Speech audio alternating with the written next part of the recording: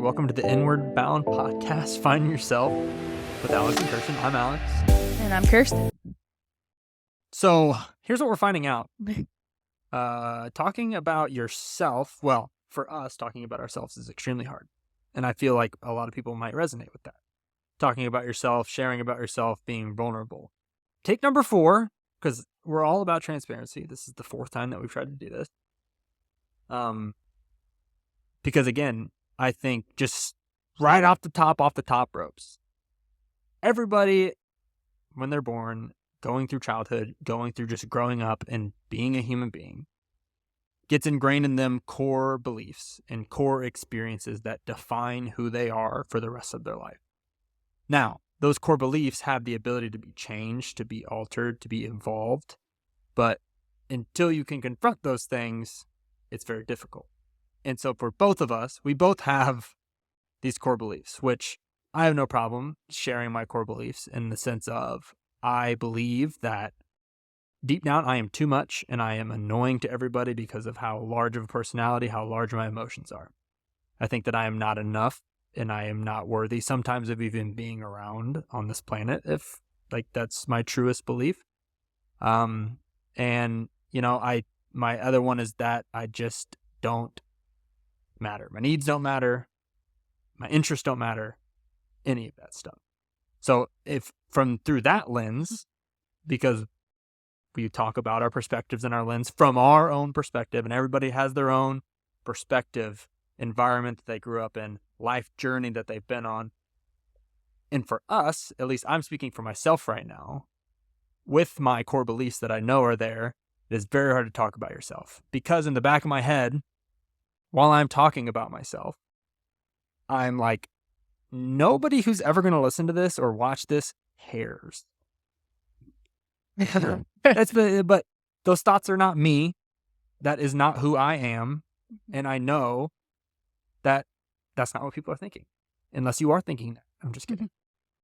So it could be, but it doesn't matter at the end of the day. Because those who mind don't matter and those who matter don't mind. That's right. Kirsten, before we talk about anything else, do you want to share your core beliefs or what you've come to find as your core beliefs? I'm currently in therapy and still defining my core beliefs, but the ones that show up and I know are there are that I'm not good enough, that I am annoying, my needs don't matter, my voice doesn't matter, I don't matter. Yeah. And so we have similar, which I think that, you know, sometimes 2 birds of a feather fly together. And it has helped us tremendously. It's been hurdles during our relationship because you don't truly know what traumas your partner or your friends or anybody that you interact with on a daily basis have, what wounds that they have, what scars that they're carrying. And you also don't ever realize how big of an impact those injuries those traumas, those wounds have on you and your body and your mental state and your ability to have relationships. Yep.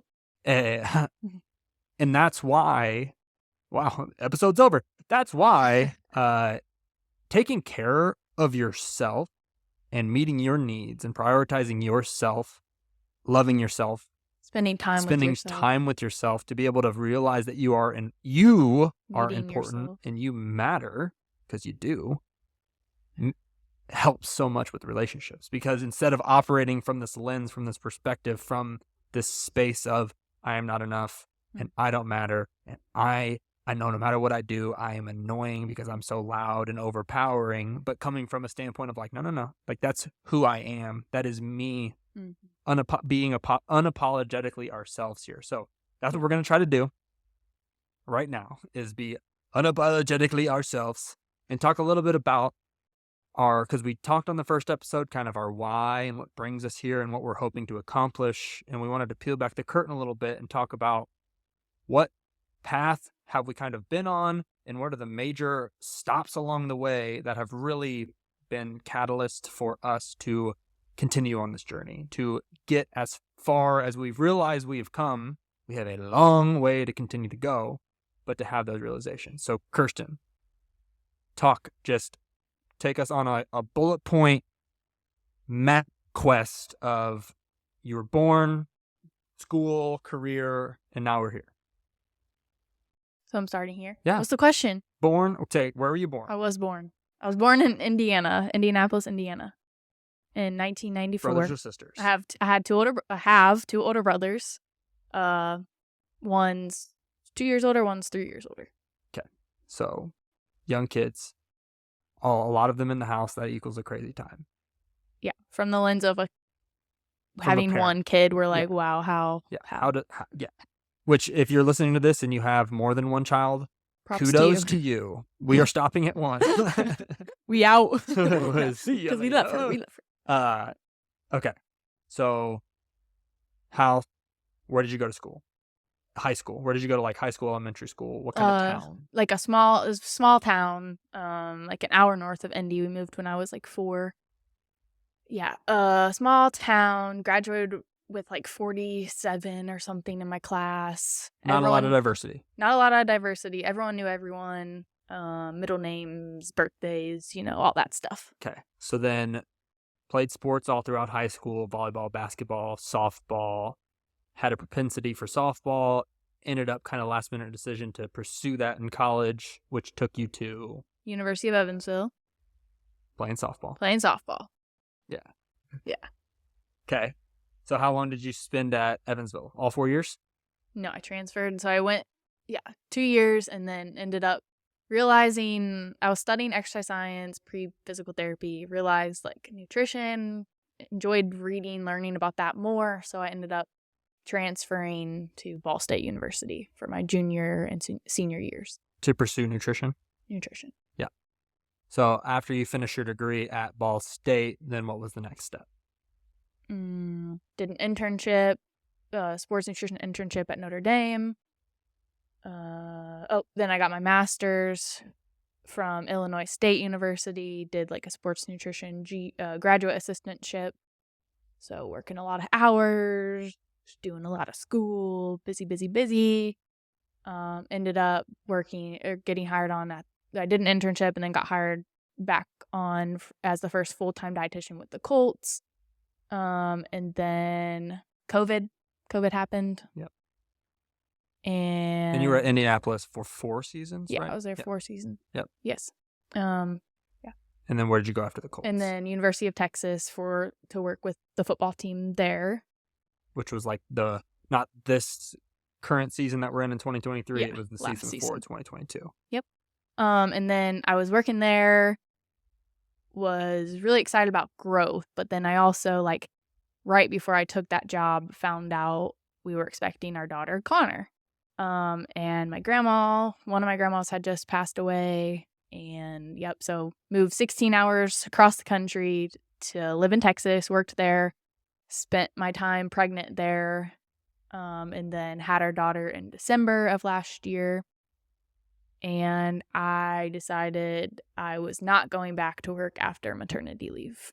Because your job, your mission, your purpose became raising our daughter and being a mother. Even like before I had her, I started to kind of feel within myself that like I was working 80-hour weeks and I was like, how am I going to do this? Like I knew that being a mom and being a very intentional, like present mom, if I was going to do it, I wanted to do it right, do it well. And I started to feel like, okay, this life that I'm living, how am I going to have a kid in this and really be present, but then also do a good job at work, because that is one of my, like, I want to do a good job. I want to impress people. I want, everyone to feel like I'm doing great, So yeah, definitely. Yeah.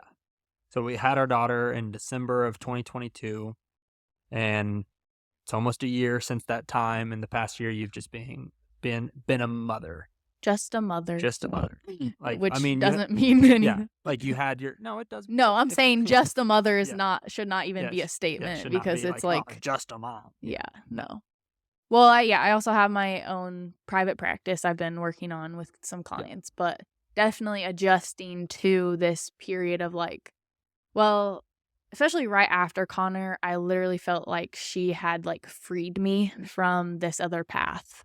And that's not to say like I loved working as a sports dietitian, like in the team setting, with both all the places I've been. Like I worked with so many people, and it was like such awesome experience getting to just like touch all these different lives that really impacted me in, positive ways. But yeah, so I felt like she set me free so that I could prioritize myself again, so that I could be my best for her. So it was like having Connor was that permission to stop chasing career success and career achievement, which evolved from athletic achievement, athletic things, which was, I think, a lot of people can relate with growing up.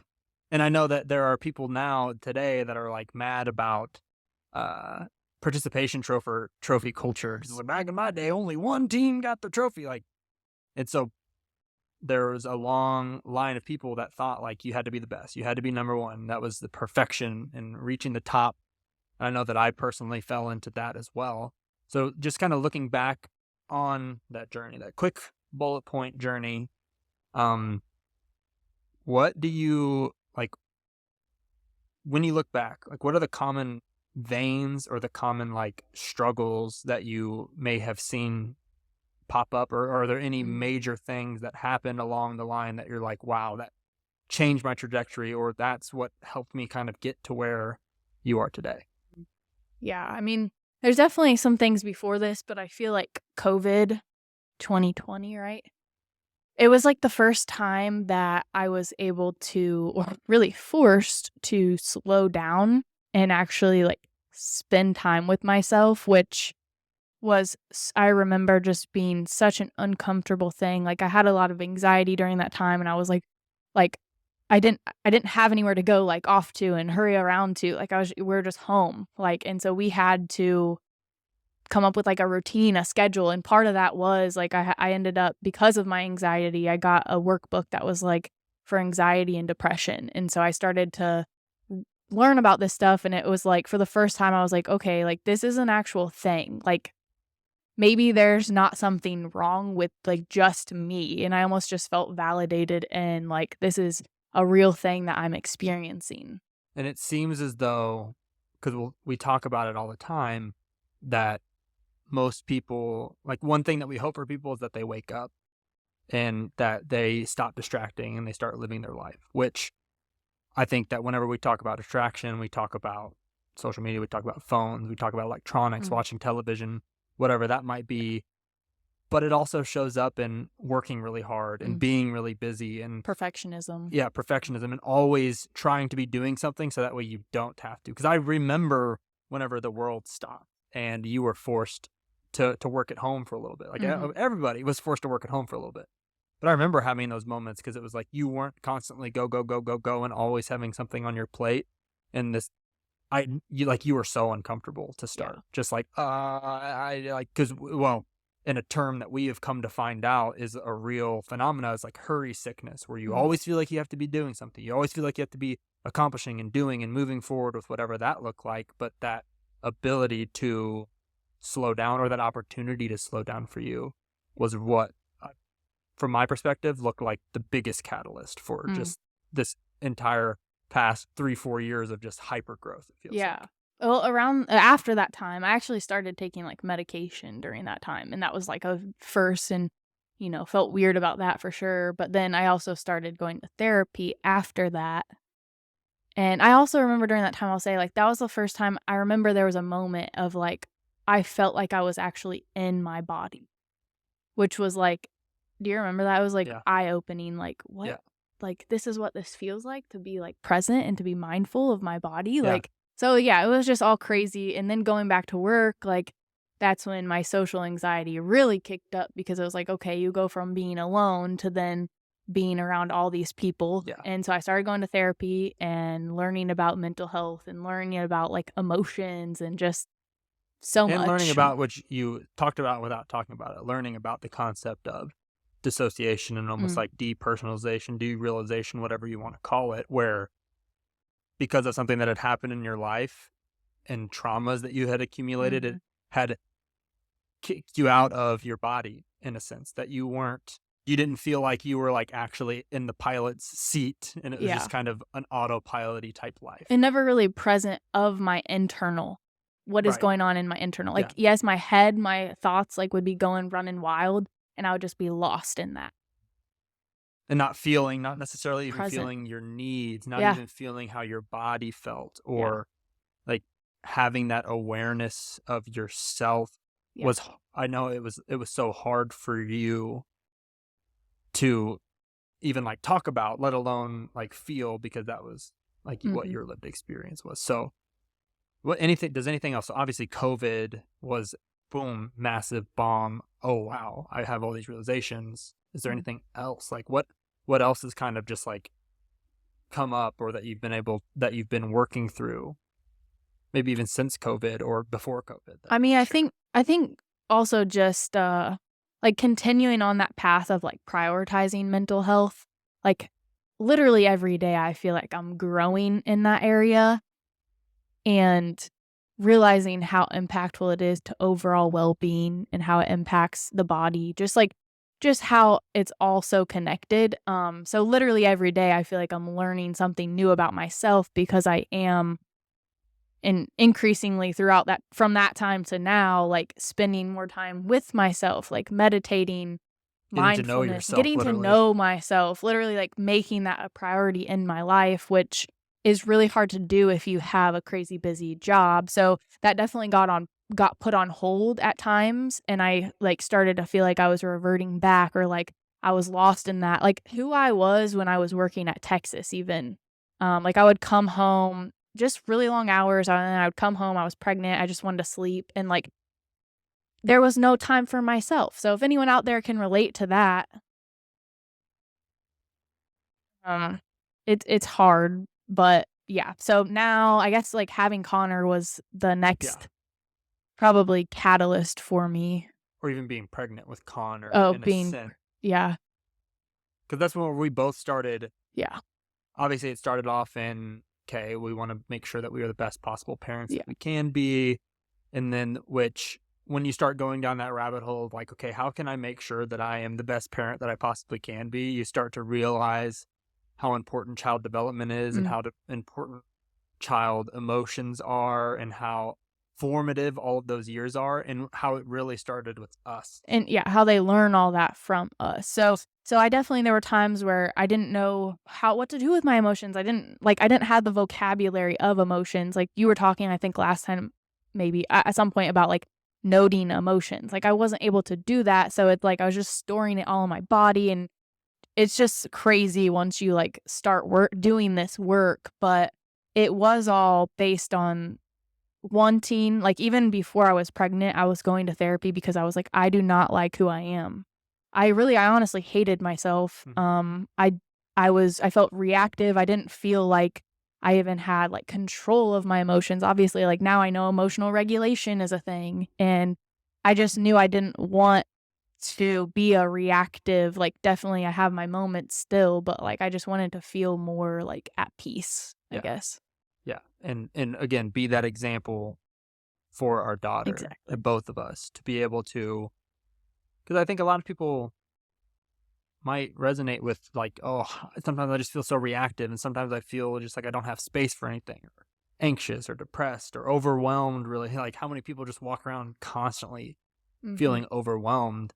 And a lot of that stems from not being able to feel your emotions, talk about your emotions, process your emotions. And that's the concept of the body keeps the score, and it's just Mhm. holding on to all of those things. And a lot of times whenever you think about what stress is supposed to do to you, like, Mm. stress is supposed to protect us and keep us safe. Mhm. And like, whenever, if a lion jumped out in a field, all you would see is that lion. Everything closes in, and you Mhm. can't see or feel or process anything else, because your body's like, I just have to survive. Yeah. And if you live your life in that, from that standpoint of like constantly stressed, constantly overwhelmed, not being able to do anything, adrenaline's always running, you just have such a tunnel vision that you feel you lose that perspective of what happened to you during COVID, or what happened to you Yeah. before COVID, or throughout your journey. Like, you lose those things. Right.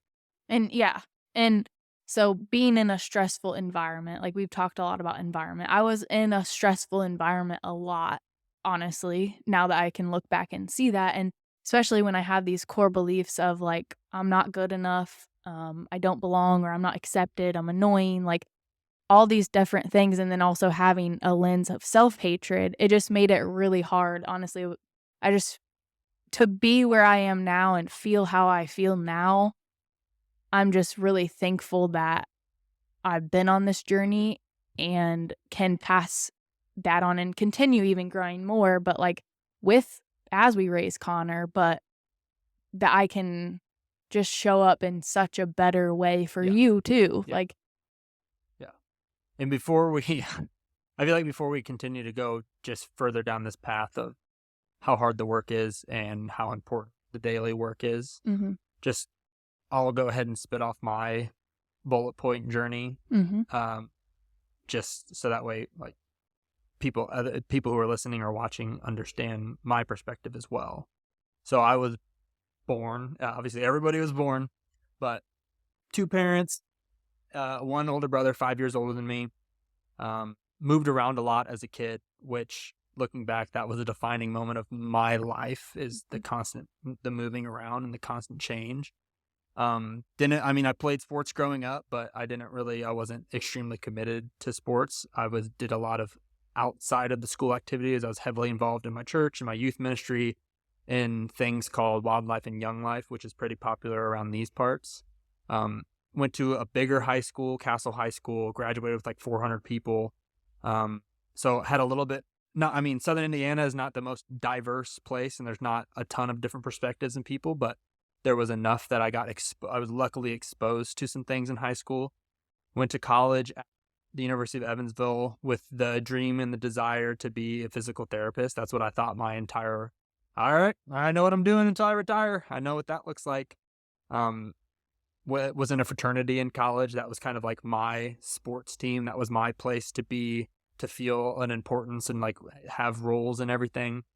After undergraduate, I went to Ball State University to get my master's degree to pursue being a collegiate strength and conditioning coach.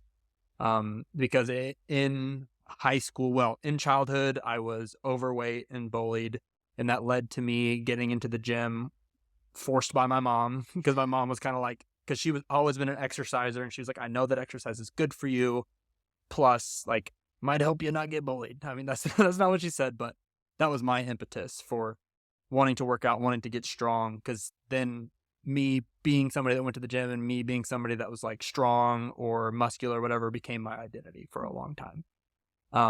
So undergraduate, master's degree at Ball State University, first job at University of Evansville, which was my alma mater, strength and conditioning there, worked with half of the athletic department, which crazy. Went to Bradley University in Illinois, small private school. Worked with a few teams there, was there for a few years. And then I went to Illinois State for a year after Kirsten was at Illinois State, which is funny that we like crossed paths like in the wind a little bit. Only worked with baseball and track there, which was, again, I had this realization of, man, I don't, kind of similar to Kirsten whenever we were going to have Connor, like these hours, the commitment that I'm putting in, I don't think, this doesn't feel right. This isn't sitting with me. It's not filling my cup up. So after Illinois State, we moved to Indianapolis while you were working with the Colts. And that was whenever I really like put my career on the back burner. Because because you did such a good job of supporting me on my initial journey. I wanted to make sure that like I was supporting you on that journey, and found my way to Future, which was the job that I've been working for the past 3 years, a virtual tech startup out of San Francisco, an app that's on your phone. But working with clients. Working with clients, yes, yeah. Working with clients.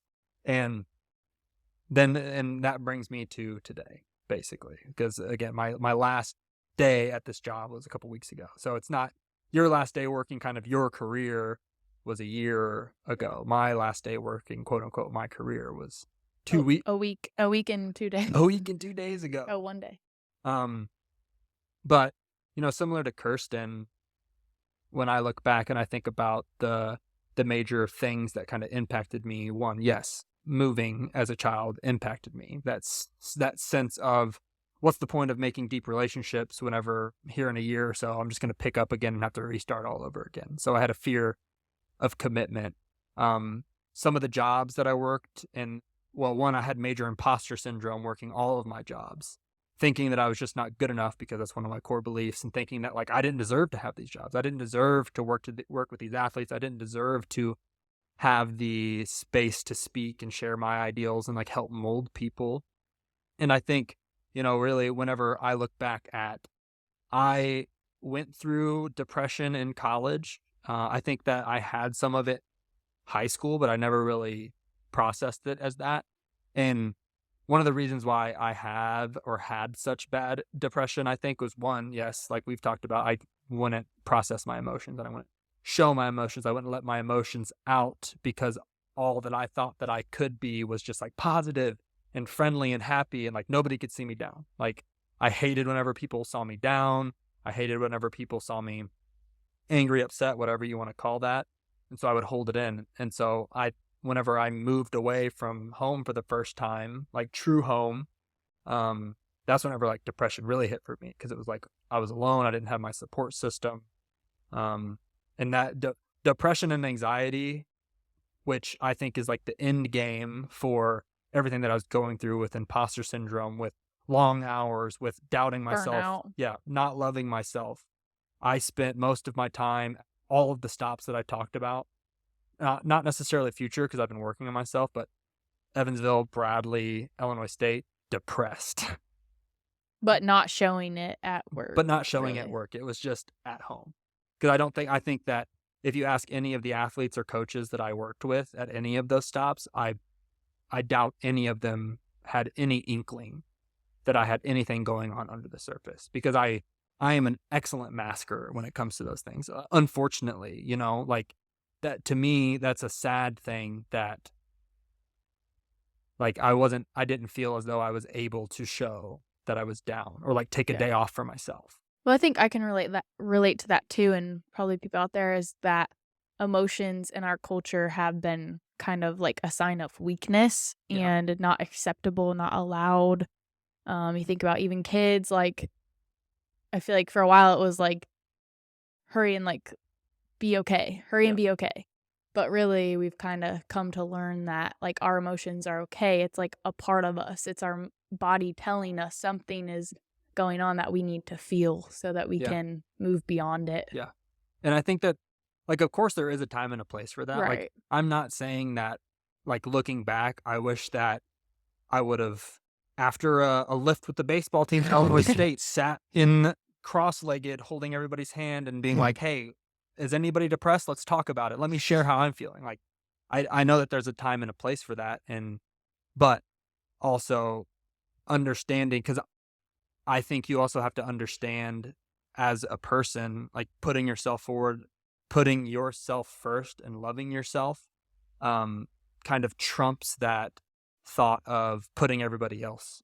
Because that was my thing, is that I also didn't want to, not that I was like embarrassed or ashamed, which I think a lot of my stuff is shame fueled, but it was much more so like, I got to make sure that everybody else is doing good. And I got to make sure I take care of my job, my business, my athletes, my people first. And like almost like control how you come across. Yeah, sacrificing myself and my needs and what for a team. Yep. Which that's why we're here. That's why we're talking, because I think there's a lot of that going on, not just in athletics, but in life, all society, all corporate. over. Because that's while like your last stop was at Texas and my last stop was kind of at a corporate business, like it was a different feel. Like there was a CEO, there was a COO, there was layers and levels to it. And like and so I got a taste of kind of what maybe corporate life might feel like, or what, like, because I don't think that athletics are quote unquote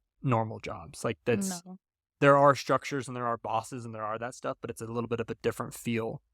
And so how many people out there might also resonate with just that, like going to a job and not feeling like your cup is being filled, or just not being able to find joy in that job, or not being challenged in that job, or whatever that might look like. It can, and because I think a lot of times, and this is what definitely happened to me, at least from my perspective, was that my career success and my job and what I was doing was a defining part of me, was like me, like part of myself is that. Well, it's just like, what do we ask kids? Like, what do you want to be when you grow up? Yeah. Like Why? It's also focused on our identity as our career as our identity. Yeah. And I mean, I think part of what we're trying to do by doing this is redefining well-being in the sense of it comes from within. Like, we have to go inward and meet our own needs, feel the emotions, like allow it all of it, so that we can, like, our body is able to do what it needs to do. Which one of my favorite resources to even talk about, and I'll link it in the show notes and maybe talk about it at some point, but Wim Hof breathing. And what you just said reminds me of that, because there's a moment when part of Wim Hof breathing is doing challenging breath holds and challenging doing something hard and uncomfortable. And he says in the recordings, like, let your body do what your body is capable of doing. Like, in what we have come to find is, like, one, trusting, just going with the flow and kind of trusting yourself, trusting what your body is telling you and the signs that it's giving you. But you miss that unless you are in tune with what your perspective and what your needs, instead of worrying about other people's needs and other people's perspective and how they define you. Like, you have to worry about, because at the end of the day, you have to control what you can control. And the only thing that we do have control over is ourselves and what's going on the inside. Yep. So my message for my daughter when she listens one day is, and like all this work that's being done, like I'm on the journey of loving myself, meeting my needs, and accepting myself, so that I can show you, Connor, show her that it's okay. Like, I want her to be exactly who she's meant to be, and I'm here to help love her along the way and show her what taking care of herself looks like. Yeah. And what I want for Connor, and really, like, whenever I'm speaking about what I want for Connor, like, because yes, at the end of the day, like, we're doing this for her, but we want this to also help listeners or people that have had similar struggles to us. Human beings, anyone out there. Yeah, literally human beings. Like, everything that we're talking about, most human beings probably resonate with it in some sense of the way. But I want to make it clear to Connor that you're not broken. There's nothing wrong with you. And anybody listening, there's nothing wrong with you.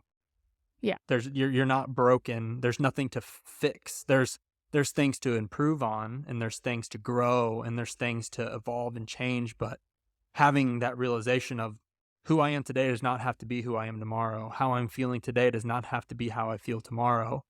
And knowing that, like, your depression, your anxiety, your feelings are not what define you, and you can change that. You can feel those things, but they all matter. They all matter. Yes, not to hide those things away, but, like, not only do they matter, but you matter. Like, every person matters. Every person has meaning and purpose. Every person is worthy. Because I know, like, when I think about my deepest, darkest times, there were a lot of times that I would go down that path of, like, it'd just be better if I was not here, if I was not alive anymore. Yep. And I don't know if anybody is feeling that way or has felt that way, but I hope that you know that this world is better off with you in it, and you showing your light and being a light. Nobody would be better off not being. Yeah. You're on our team. Yeah. So stick with us. Stick with us. This is part of our journeys. I feel like more of our journeys will continue to come out, because it is, like, this is hard. That's why we had to re-record this. Yeah. It's hard to share your journey. It is hard. And we just wanted to make sure, like, not make sure, but again, we talked about our why a little bit on our first. And then we got some feedback and we got some comments. Yeah. And we appreciate everybody Yeah. who's reached out and said such nice things and Yeah. given feedback and given comments. Like we want that criticism. We want not even criticism. We No. just want that feedback. Yeah.